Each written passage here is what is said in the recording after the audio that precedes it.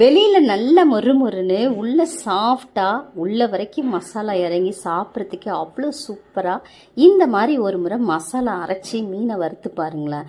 ரொம்ப ரொம்ப டேஸ்ட்டாக இருக்குங்க. இந்த மீன் வறுவல் சாப்பிட்றதுக்கு அவ்வளோ நல்லா இருக்குங்க. உள்ள வரைக்கும் நல்ல சாஃப்டாக இருக்குது பாருங்கள். மசாலாலாம் இறங்கி ரொம்ப நல்லா இருக்குங்க. இப்போ இந்த மீன் வறுவல் எப்படி பண்ணுறதுன்னு பார்க்கலாம். மீனை நல்லா கழுவிட்டு உப்பு மஞ்சள் தூள் ஒரு முறை போட்டு நல்லா வாஷ் பண்ணி ஒரு பிளேட்டில் எடுத்து வச்சுக்கோங்க. இப்போ மிக்ஸி ஜார் எடுத்துக்கோங்க. அதில் அரை ஸ்பூன் மிளகு, சீரகம், சோம்பு, 1/4 டீஸ்பூன் மஞ்சள் தூள், 2 ஸ்பூன் மிளகாய் தூள் சேர்த்துக்கோங்க, 1/4 டீஸ்பூன் காஷ்மீரி மிளகாய் தூள் சேர்த்துக்கோங்க, ஒரு துண்டு புளி, அரை ஸ்பூன் உப்பு சேர்த்துக்கோங்க, 15 பல்லு பூண்டு, 15 சின்ன வெங்காயம் சேர்த்துட்டு, ஒரு கொத்து கருவேப்பிலை, ஒரு துண்டு இஞ்சி சேர்த்துட்டு, கொஞ்சமாக எண்ணெய் சேர்த்துக்கோங்க. ஒரு 2 டேபிள் ஸ்பூன் எண்ணெய் சேர்த்துட்டு இதை நல்லா நைஸாக அரைச்சிக்கோங்க.